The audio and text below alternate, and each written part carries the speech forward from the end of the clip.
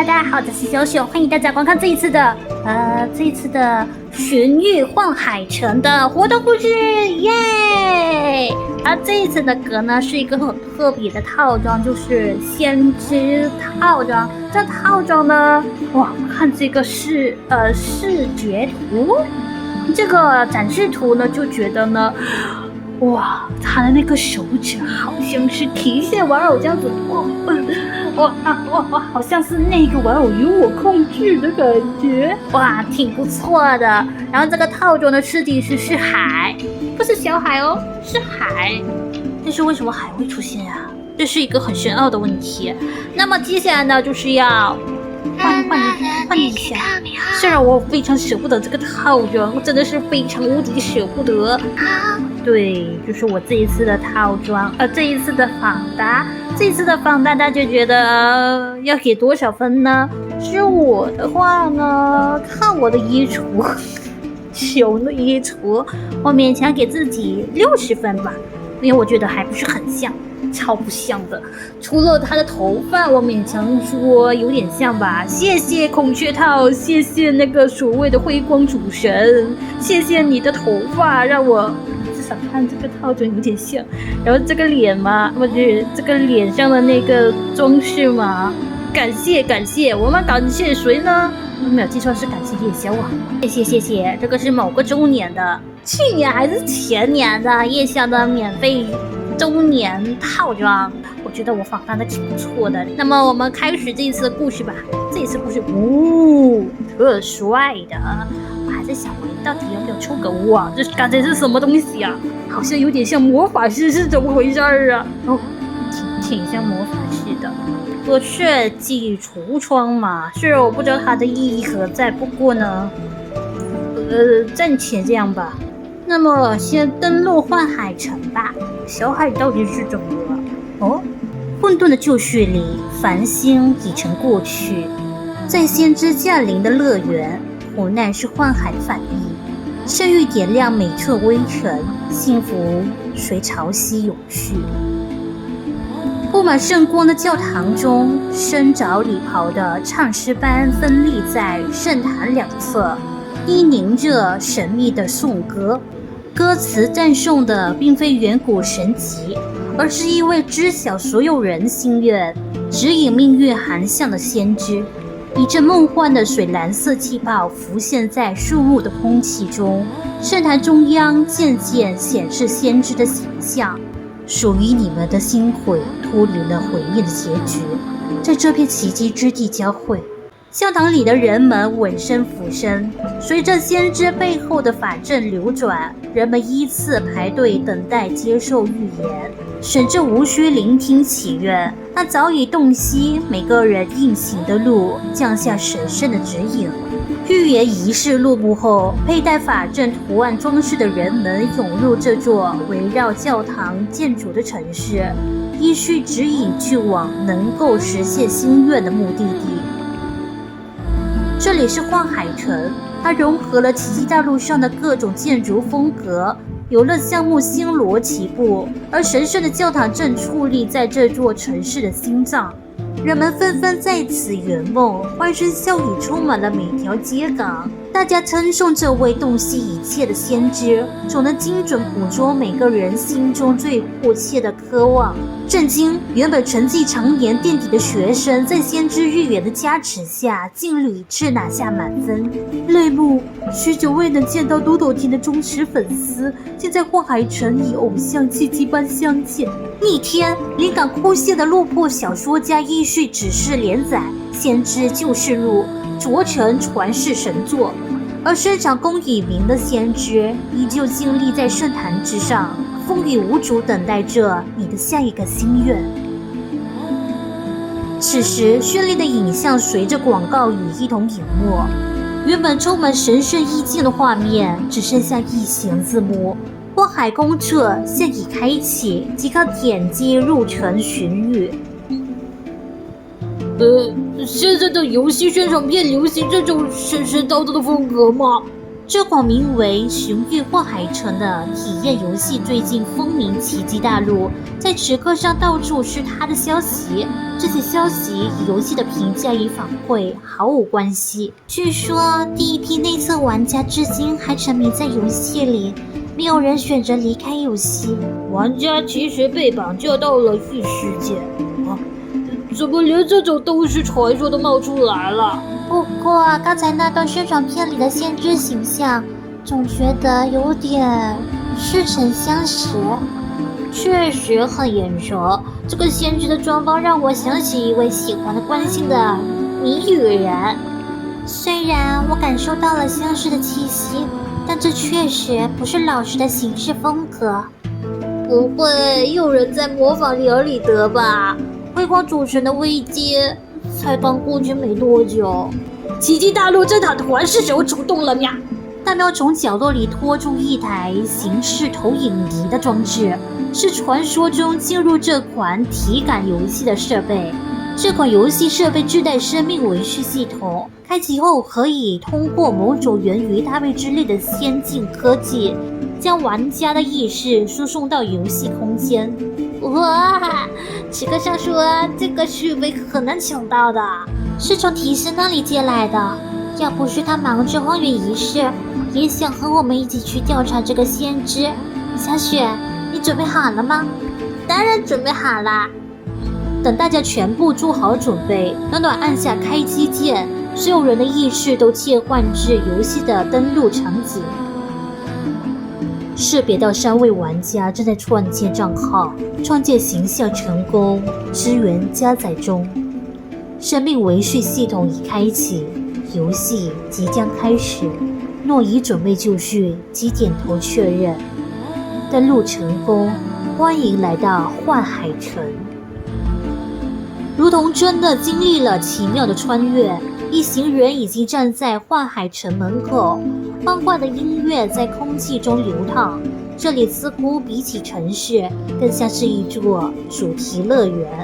此時，一陣夢幻的水藍色氣泡浮現在大家面前，伴着那個熟悉又陌生的聲音：“親愛的玩家，歡迎來到幻海城，我等你們很久了。”真的是海，難怪那個你剛開始的時候呢，不是有那個什麼遊樂園啊什麼，知道那個什麼大家的一切，我就想到方舟的2位宙和海，沒想到還真是充滿他們的熟悉的身影，然後又什麼模仿里爾里德，還真是有啊，畢竟呢他們2個是從里爾里德那邊誕生出來的，當然有他們的身影啊，沒毛病。那麼接下來呢，我覺得呢，應該就是呢，這不是海嗎？小海跑去哪了？怎麼變成海了？這是我的，怎麼說呢？就是我的猜測。太久沒有錄影片了，有點不樂。那麼繼續。不過話說回來，大家有沒有覺得我的配音技術有小小的進步一點呢？其實也沒什麼，就是今天的狀態比較好罷了。應該是，來吧，出入幻海城。氣泡散去，出現在暖暖和大家面前的竟是姐姐形態的海。小海，你怎麼在這裡？小海，不，你怎麼變成大海了？暖暖、小雪，還有大喵，可不可以不要一臉嚴肅？見到我就一點都不開心了嗎？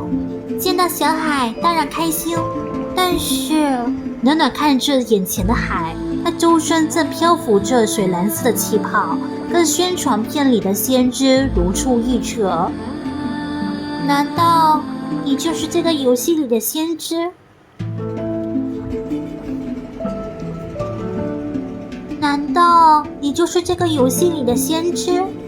你們也太遲鈍了，我以為看見幻海城的第2個字就能猜到的。而且會在這麼美妙的遊戲世界為大家指點迷津的，除了我還能有誰呢？小海這段時間靜悄悄的，原來在憋着什麼壞點子啊？什麼壞點子？我可是在履行作為方舟管理員的職責。第一次聽說方舟管理員的職責包括制作遊戲。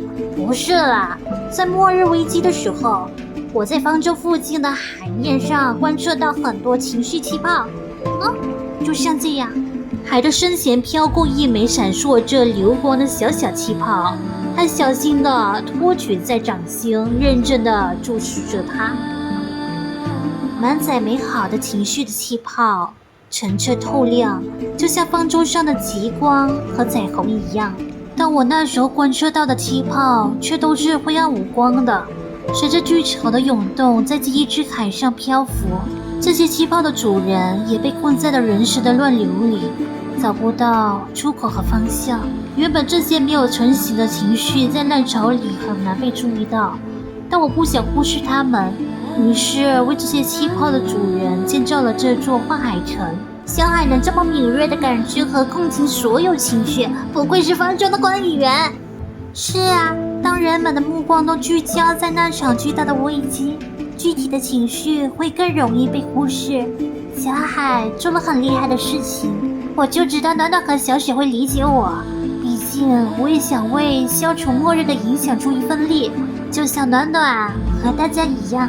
所以这些原本无人留意的情緒氣泡，就讓感性的主宰、方舟的船長、小舟的偉大姐姐、幻海先知來幫大家解決吧。小海怕不是茶薄荷的漫畫看多了。小海是怎麼想到設計這座幻海城的呢？決定處理這些情緒氣泡後，我諮詢了一些設計師之影，結合他們經驗，選擇最利於傳播的方式，降下神諭。奇蹟大陸裝不了這麼多神諭了。哎呀，當然不只是隨便發布神諭那麼簡單啦。我會根據所感知到的每個玩家內心的願望來發布預言，玩家根據預言的指引在幻海城裡活動，就能實現自己的願望。不過我也沒想到這款遊戲這麼受歡迎，就算天才如我也生產不出足夠的登錄設備，只好讓大家先排隊了。那為什麼要用大海的樣子出現啊？我們還以為方舟又失控了。沒辦法，因為大人的形象更有說服力呀。大人們總是難以繞開表象，直面事物的本質。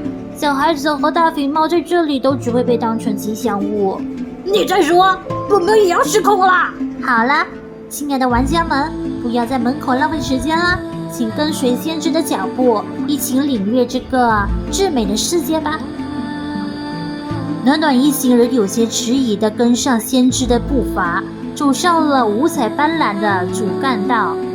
城中的場景比宣傳展示的還要豐富許多，各種遊樂設施令人眼花繚亂。荒野風格的海沙漂流，北地風格的冰上過山車，雲端風格的南雲密室，蘋果風格的淘金礦場，這些項目看起來都很有創造力，好想全都玩一遍。這裡會根據我的意志更新各種遊戲場景，大家在實現心願之後，也可以在各種遊樂設施找到格外的快樂。先不說什麼快樂，那個人快要撞到電線桿了。只是一名背着碩大書包的少年騎着單車經過，他帶謝地緊盯地面，直直轉向面前的電線桿後，如同無事發生般離開。坐在一旁路口的街頭藝人手拿畫筆，面對着夢幻的場景，卻像是靜止了一樣。畫板上也始終空無一物。街頭藝人對面的過山車上坐滿了乘客，但每個人都面無表情。無論驚險升空還是失重墜落，竟然沒有人發出一聲尖叫。眼前的街道似乎並不像小海所說的那麼歡樂，反而被籠罩在一種難以名狀的肅靜裡。這也太詭異了吧！小海，他們是怎麼了？這是別慌，都是小問題。哦，我知道了，一定是我沒得錄的這段時間，大家太想念先知了，才會魂不守舍，一定是這樣。面對這種情況，只要先知大人閃亮登場，再去教堂做一次預言就好啦。就在此時，許多玩家就像接收到了什麼指示一般，向教堂的方向湧去。這個遊戲的指令這麼靈敏的嗎？但小海似乎並未預料到這樣的場面，沒有這樣的指令。現在還沒到我設定的預言時間，大家為什麼會去教堂？大大家跟隨海傳送到教堂前，這裡擠滿了等待預言的玩家們。小海，先知好像已經在教堂裡了。遠遠望去，只見那高高的聖壇上赫然站立着一個身着長袍、光暈環繞的先知。該不會一刻進去你就變成那個先知了吧？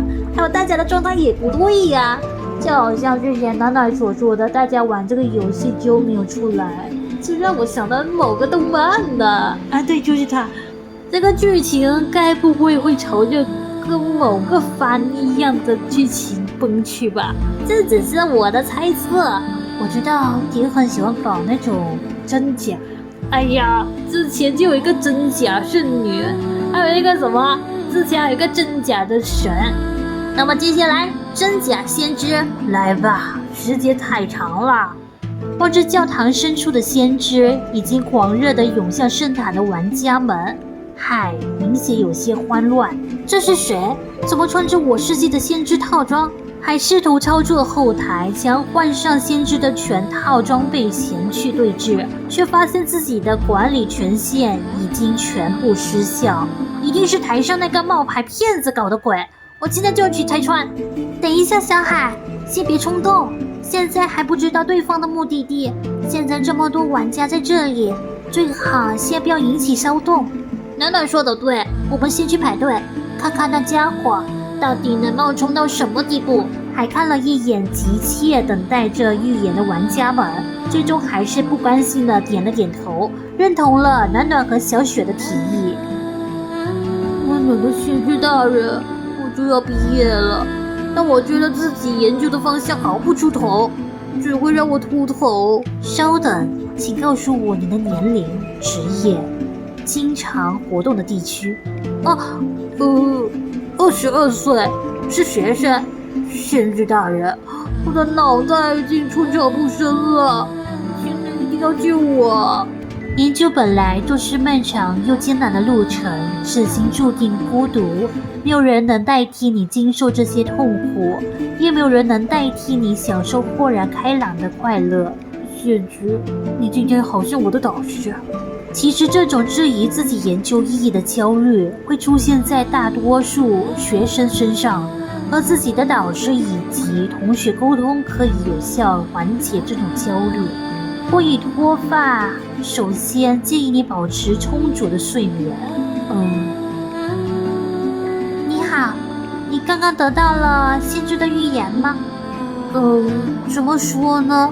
得到是得到了，但是我還在領悟先知話裡的意思。先知和之前不一樣了嗎？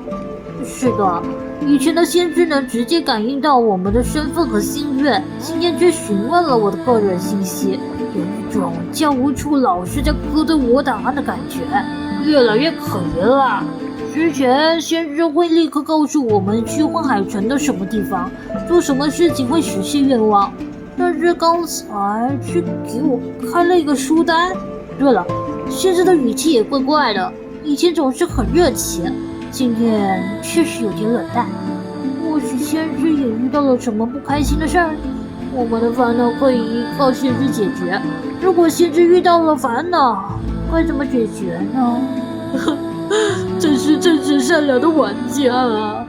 這位玩家在自言自語走出教堂，其他玩家離開時也帶着和他一樣的疑惑表情。見證許多疑惑的表情從身邊經過之後，排在隊尾的暖暖一行人來到了先知面前。你好，請先告訴我你的姓名、年齡、職業、經常活動的。先知抬頭，不知為什麼，在對上暖暖眼睛的瞬間正愣了一下，隨即把兜帽壓得更低了些。我叫暖暖，這是和我同行的小雪，這是大喵，我們是這起大陸旅行的設計師和搭配師。先知沒有按照慣例給出預言，而是露出了淡淡的微笑。你們是第一次來這裡吧？我記得每一個來找我的預言的人，其中並沒有你們。你們不是來尋求預言的，而是來質疑我的，對嗎？導師猜得很準，我們知道你不是先知，你到底是誰？在暖暖一行人警惕的目光下，先知直接繞開了這個問題。你們來到幻海城，想要質疑的只是我的身份嗎？我們想要知道你的目的，你為什麼要冒充真正的先知？當然是讓人們快樂起來。我指的是真正的快樂。相信你們也發現這座幻海城的異常了，難道要讓這些異常持續下去嗎？暖暖皺了下眉頭，覺得先知的這番話像是在刻意的提示着什麼。嘰里咕嚕的說些什麼呢？你一定是因為有利可圖才這樣騙人的。先知搖了搖頭，發出一聲輕輕的嘆息。在暗色的眼罩下，沒人能看清先知真正的神情。醜陋與美麗，恨惡與永恆，愚昧與求知，都是真理的一部分。啊，這是老師說過的話，但暖暖很確定，面前的人絕對不是里爾里德，而對面的先知似乎將暖暖的沉默單純的認可，依然模仿着里爾里德的口吻。我會聆聽所有玩家的心願，包括你們的疑問。現在，讓我為你們降下預言，指引你們找到答案。大喵，過度渴望美食會讓你忽略發生在眼前的異常。小雪，你有一雙敏銳的眼睛，只要安靜觀察幻海城的細節，就可以幫助暖暖發現真相。暖暖，你有一顆善良包容的心，你會在人們相遇的過程中得到拯救的靈感。本喵只有一個巨大的胃帶兵，可惡，你就是小海吧？不然怎麼跟他一樣老是笑我貪吃啊？先知並沒有理會大喵的抗議，很快在法陣中化為夢幻的氣泡，消失在教堂的聖光中。啊，那個冒牌先知就這麼消失了？海聽完暖暖對剛才情景的描述，氣憤的想要把幻海城放個底朝天，直到找出冒牌先知的蹤跡。那個人一定就是讓大家不開心的罪魁禍首，竟然在我創造的夢幻之地放下這種不可饒恕的罪行。小海，現在那個冒牌先知已經消失了，在遊戲裡尋找可能只會浪費時間。還好我們並不是毫無線索。在剛才的接觸過程中，我總覺得這個冒牌先知有種陌生又熟悉的感覺。我想先去看看大家都收到什麼樣的預言，或許我們能從這些預言裡分析出對方的真實目的和身份。況且最近流傳着許多人被困在這個遊戲裡的傳言，我們有必要好好調查一下幻海城裡的人們。確實該去調查。還有這個先知，到底是誰呢？不是我的話，我也不知道是誰吧。我寫的樣子跟海一模一樣。要猜測的人選嘛？他說熟悉，暗星、伊莎、提斯，這有點難出啊。那麼接下來幻海尋月，意思就是說在幻海城裡面尋找預言的意思吧。幻海城的街道依然像之前一樣美麗多彩夢幻，卻籠罩着一股詭異的樹徑。街上的每個人看起來都有點奇怪。我們該從誰開始調查呢？等一下，那個男孩是不是在之前的宣傳片裡出現過？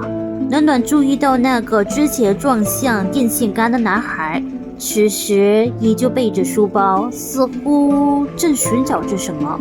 就是他，他說自己的數學考試總是墊底，想成為家長理想中的滿分小孩，我就按照心願幫他解決這個問題了。男孩正遵循冒牌先知的指引，走向一個問答遊戲攤位。你們好，答題贏大獎，好運隨時到，可以組隊，也可以單人參加。答對全部10道題可以獲得先知大人的1對1預言體驗券，答對8題可以獲得幻海 Bistro 的自助烤肉體驗券。烤肉！好了好了，無需多說，請說出題。本喵今天勢必答對8題。暖暖、小雪，你們也快來，我們組隊。答對5道可以獲得1張教堂平日參觀券，答對3道的選手也不用灰心，會獲得1盒幻海城限定的彩色鉛筆哦。男孩的眼睛亮了亮，直接選擇了單人參加。答題遊戲正式開始了。不過多困難的題目都攔不住本喵，看我大戰！怎麼全是數學題呀？一行人看這一套難度堪比競賽的數學題，面面相覷。有人知道差分算子是什麼嗎？我怎麼感覺這個你用詞在試圖形容我？怎麼最後這道題的奧數圖像比衣服的設計圖還複雜？小海出的題居然這麼難，跟我一點關係都沒有啊！我只設計了10道非常簡單的題目，好讓大家答對了來找我玩。在幻海城怎麼可能有做不出的題目？那出這道題目的人難道是……在众人討論的時候，不遠處的男孩只是死死地盯着試卷，緊拽着手中的鉛筆，陷入了苦戰。當當，時間到了，結果揭曉，我們的大喵要去烤肉隊，答對了5道題，榮獲我們尊貴的教堂參觀券，竟然還蒙對了5道嗎？就差3道，就差3道，本喵就可以吃到梦寐已久的赛博烤肉了。而我們的每次考試全隊雖然單槍匹馬，但答對了全部的題目，恭喜獲得我們的終極大獎！好厲害啊！讓本喵仰望一下正確答案。那怎麼只回答了3道題啊？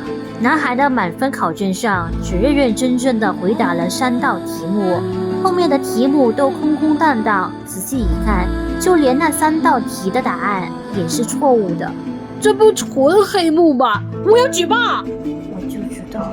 男孩顫抖的聲音蓋過了大喵的質疑，一顆一顆淚水砸在大片空白的滿分試卷上。我就知道，每一次都是這樣。男孩突然拎起書包，將裡面的東西倒出來，無數張雪白的卷子灑落了一地，每張卷子無一例外都是滿分。可是卷子上還有好多沒完成的題目。我明明連最簡單的題都不會做，拿到這些滿分試卷的時候，我是很開心。可是，這又有什麼意義呢？男孩直接無視地等待着他的第一等獎，頭也不回地離開了問答遊戲現場。然而，海看起來似乎比男孩更加憤怒。我一直讓他實現滿分的心願。他之前一直都很快樂，那個冒牌先知偏偏要出這麼難的題目，故意讓人痛苦，簡直太過分了！怎麼感覺問題不在這裡啊？覺得迷茫的時候，就來聽朵朵甜的歌吧。忘掉一切不開心，盡情歡呼跳躍，你就會見到星空突然亮起的瞬間。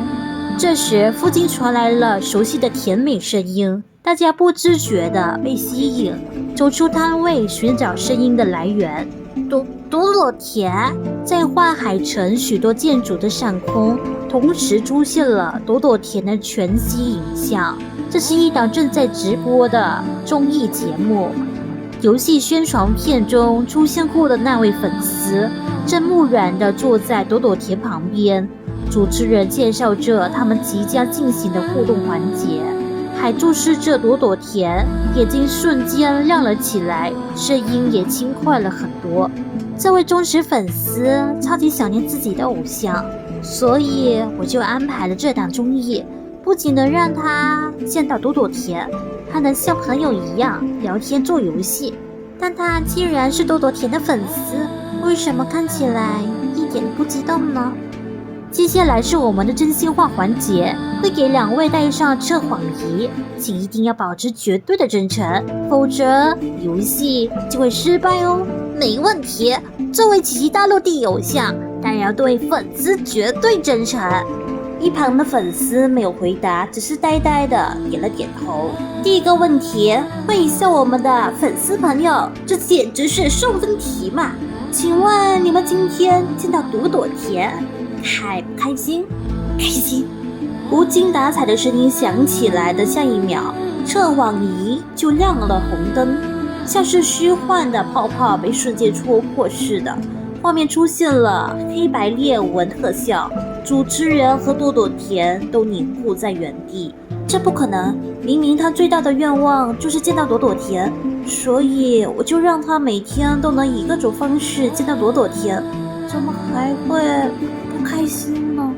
小海，你每天扮演先知，也會漸漸覺得沒那麼有意思了，不是嗎？確實，但是朵朵田可是唯一的，怎麼能和遊戲比呢？雖然小海依然試圖反駁，但他的語氣確實有些遲疑了。正巧宣傳片中也出現過的那位小說家從簽售場館走出，還帶着大家迎了上去。哎，你是不是剛結束簽售會？怎麼樣？大家是不是超級喜歡你？這位小說家推了推眼鏡，面色陰沉的搖了搖頭。我按照先知的指引創作了許多故事，其實這些故事完全不是我喜歡的風格，但有讀者喜歡也是值得的。但在剛才的簽售會上我才知道，根本沒有人了解我的創作的情節，之前見到的所有好評都是說出來的，這座幻海城裡沒有真正的快樂，勸你們趁早離開吧。既然這樣，大家為什麼不選擇離開這裡？至少在這裡，我還擁有過短暫的快樂。如果回到現實，我甚至不敢擁有對快樂的幻想。就算只是一場夢，我也希望它盡量久一些再醒來。大家應該都是這樣想的。小說家拿着自己在這裡完成的作品，微笑着搖頭離開。還望着他的背影，似乎有些難以置信。我真的做錯了嗎？我以為只要實現大家的心願，這個世界就會變得更加幸福。難道心願成真也不是好事嗎？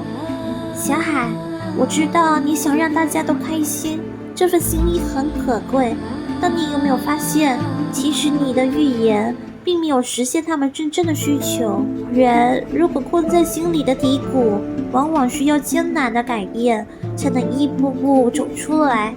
現在迷失在幻海城裡的玩家們，本質上並沒有改變，預言只是給了他們虛假的幸福，暫時安撫了他們而已。就在這時，大家身後的巷子裡隱約透出了一個身影。小雪發現這個身影露出了先知的斗篷一角。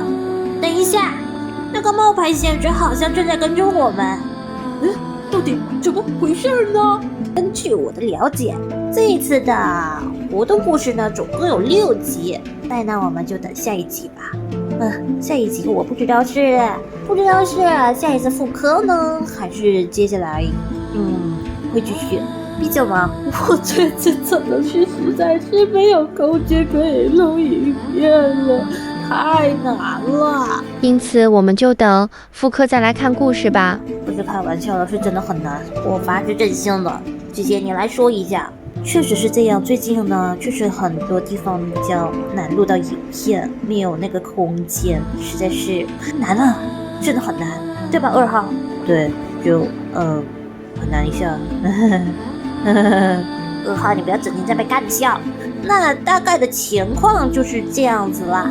那麼這一次的故事大家覺得如何呢？沒想到呢，小海變成大海了，而且呢他正在努力的給大家感到的幸福快樂。